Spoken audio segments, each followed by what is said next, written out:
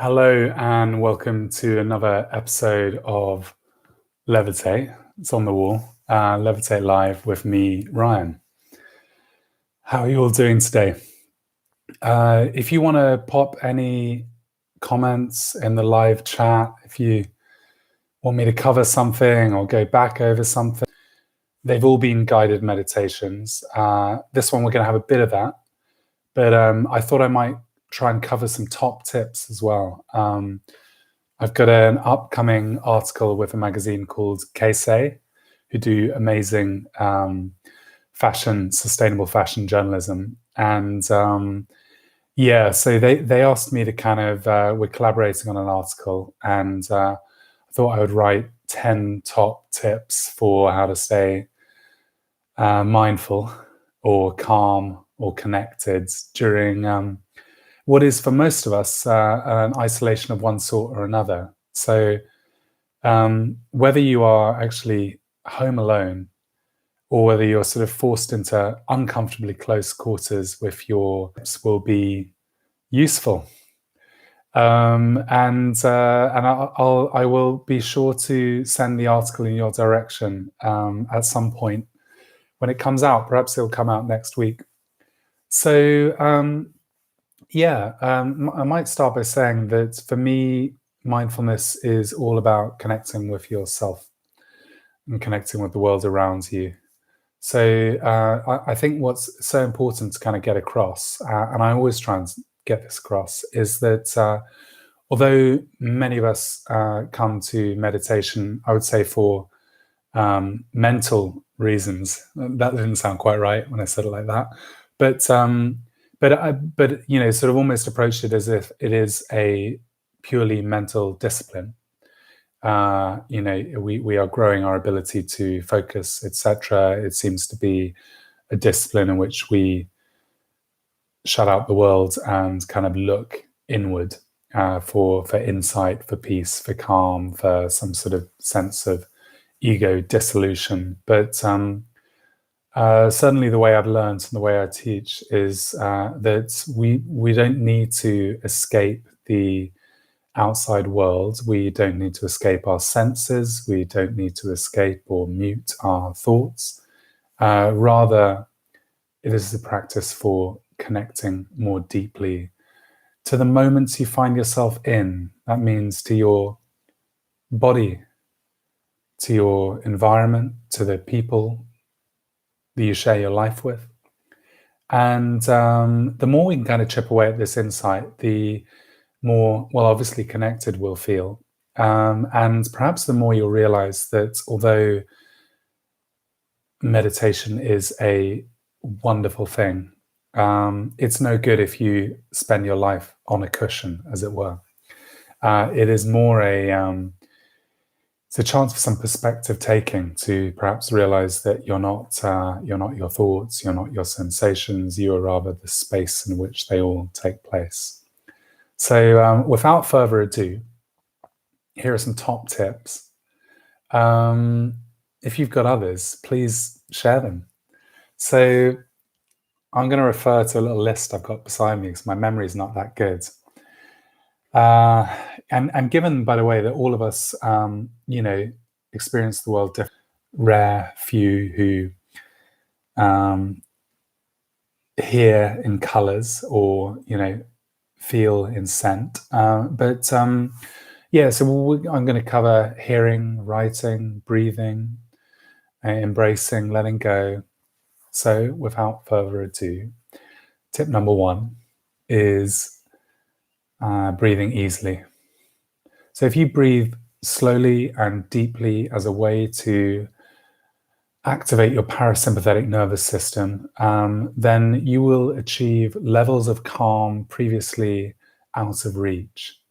If you think that a lot of us, a lot of the time, are in fight and flight, whether we realize it or not, we are facing down tigers on a regular basis. And while that is amazing for your short-term survival, doesn't often feel amazing while it's happening. But I'm just saying, very, very useful if you need to quickly get out of the way of an incoming car or deal with some urgent situation that does need a bit of stress. But to kind of live that in the longer term is the seed of a lot of illness. So we want to avoid that. So how can we do that? Well, simply by taking 6 deep, slow breaths. So why don't we just do it together now? So what I want you to do is close your eyes if you like. You can keep them open. We're going to take 6 slow belly breaths, and we're going to breathe in through our nose and out through our mouth. Just seeing how deep you can send it. So together, let's take a deep, slow breath in. And just let that go. The letting go shouldn't need any effort. You're just allowing the air to flow back out. And again, in.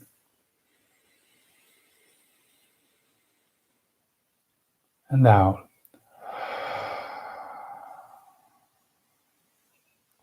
And in. And out. Just seeing how deep you can send it in.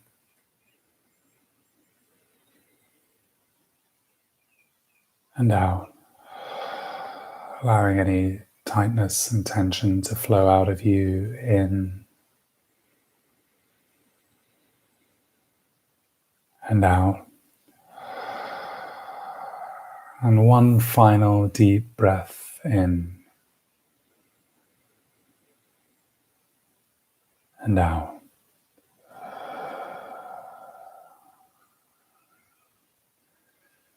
Check in with how you're feeling right now. Hopefully more relaxed. Someone here is going to be feeling the opposite because we're all wired a little differently. But what I would suggest is that you start every day with those 6 breaths. I think it's a little unrealistic to expect that all of us are going to fall truly, madly, deeply in love with meditation and start doing half an hour twice a day or longer. For some of us, I think the 6 breaths are quite enough. But you can also apply those 6 breaths, or if 6 is a little awkward, try 3 or 1. Perhaps before responding to a challenging conversation, perhaps before hitting send on an email. Often those 6 breaths or even 1 breath are enough for us to just get a little change of perspective, to ask ourselves what is truly important now. Okay, tip number 2. Letting go. Well, this is related, and I have done episodes and classes on this, but we hoard our experiences like we pile up our possessions. Experiences, particularly though, both positive and negative ones, we make them part of our to just take each day as it comes and enjoy the present. Like the unwanted bread maker that sits on your counter, these things, hang on to that, in fact, it might come in useful if this goes on for much longer, if you can get flour. But it may just be time to get rid of that and clear yourself out for new delights. So you can practice it a little like this. Find a little stillness just now. Allow your eyes to fall closed. Perhaps just allow the last time you felt upset or disappointed to come to mind.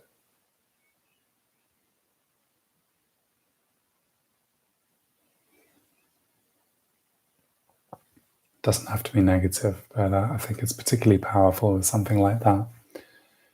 And just notice where it is that you feel that in your body. Kind of call to mind how you felt a constriction or a heaviness or an ache. And imagine that as a rock you've been carrying around with you.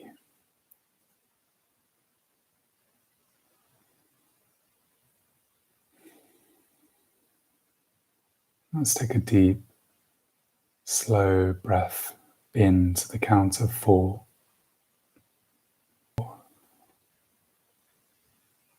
Just hold it out for a couple of beats. And breathe normally. What we want to do is say to that sensation, if it's still there, perhaps it went with the breath,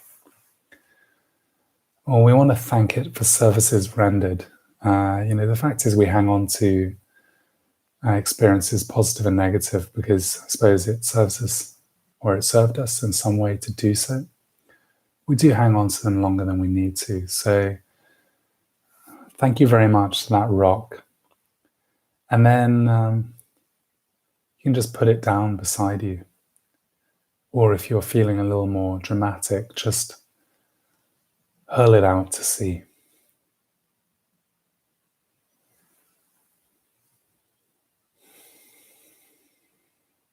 And feel the newfound lightness as you take a gentler breath and check in with how you're feeling.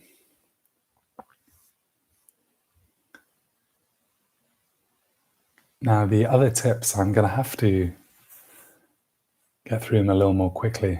We're on tip number 2 out of 10. Perhaps I'll just do 5 today.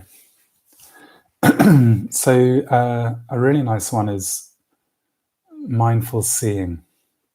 Of course, you can apply the adjective mindful to anything, because that's kind of the point. It also makes it an enormous cash cow for charlatans, snake oil salesmen, etc. But yeah, one can do anything, almost anything, mindfully. To do something mindfully is simply to really give it your attention. Attention may as well be a synonym for love. To gift someone or something your attention is like gifting them your love. But I want to talk about mindful seeing. So look, if lots of us are stuck inside, some of us perhaps have gardens or balconies or parks we can get to. Others of us might be isolating right now for health reasons. But hopefully all of us have a window. So you can practice this whether you are surrounded by nature or looking out onto a cityscape or, frankly, the contents of your bedroom. A simple trick is to just allow yourself to gaze in a direction and to count the colors or objects within your vision. Could be the different shades of green amongst the leaves of a tree. Could be the variations and patterns of bricks on a wall.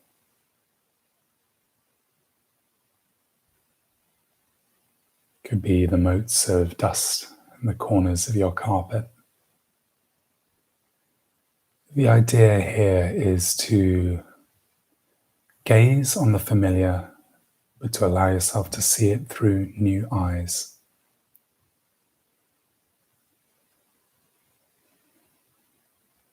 You can use it as a little reset. If you are very prone, as many of us are, to casting ahead, to kind of rehearsing familiar worries or anxieties about the future, or who doesn't have that right now? And a grief for a past that we've lost, or a present we feel we've lost if we had plans. And this is a way of simply connecting with the moment you're in. The more present we are, the freer we are of the tyranny of a future that hasn't yet happened, and a past that is already just that, in the past. Yeah, let's do 2 more tips. When was the last time you wrote a letter? I got one the other day. It was such a delight that I feel compelled to, well, at least write back to the friend who wrote to me. But if you're perhaps a little more sensible and don't want to risk physically sending things in the post, sending more than a letter, how about writing a letter to yourself? Ask yourself, you could write this letter to your future you, reporting as if it was a postcard on how your life has been affected by the current crisis, what your hopes and dreams are, what are the lessons you are taking from this situation you find yourself in, and what are the things you are looking forward to, what are the things you imagine the future you will be the most grateful for. Write this list down, write this letter, seal it up, and come back to it when all of this is done, perhaps when the crisis feels like a distant memory. Naturally fade as we get busy again, as we re-embrace the outside world. So jot them down. I'm telling you, some of the insights you're having right now are priceless. And future you will be grateful that you did it. Let's just finish with one more. Mindful listening. I'm going to do a whole session on this soon. But if a blessing of the current situation is the incredibly clear skies over our cities, the breathtaking quiet when it's quiet, the re-emergence of birdsong, then the flip side of that coin is that the neighbor can and will rev up that chainsaw or lawnmower exactly when you're trying to get a moment's quiet, exactly when it's most important to you that it is quiet, in fact. So the tip is to, instead of fighting it, which, let's face it, is a really frustrating experience, you're not going to be able to keep your whole neighborhood quiet. We shouldn't be trying to do that. To close your eyes and listen to the sounds around you as if they were music. Granted, a pretty avant-garde symphony. If that lawnmower is going, the baby is crying, the dog is barking.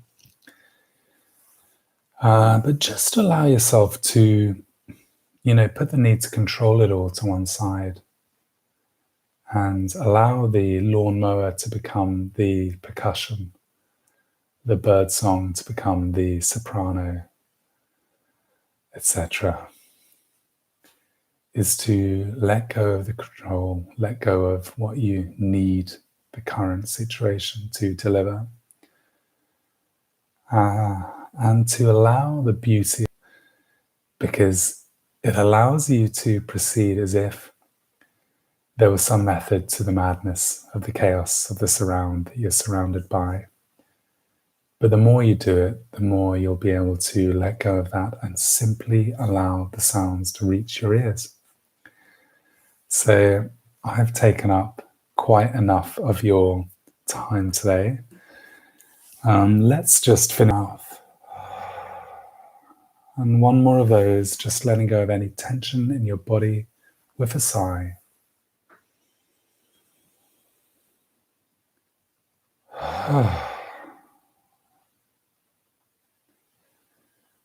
Have a beautiful, restful day ahead.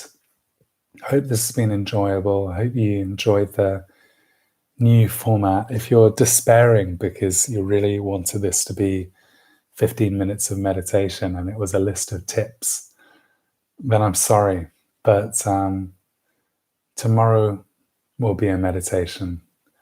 And keep on coming back. I love having you here. You may be feeling deeply unconnected at the moment, but we are connected just by dint of being here in the same virtual space, sharing a little space and time. Look after yourself. Look after each other. Thank you so much, Imogen. I really appreciate that. And thanks to my friend Dave Miller as well. Yeah, the following 5 tips are definitely coming in a future episode. Excuse me. Yeah, look after yourself, look after each other. And thank you so much. I'll see you back here really soon.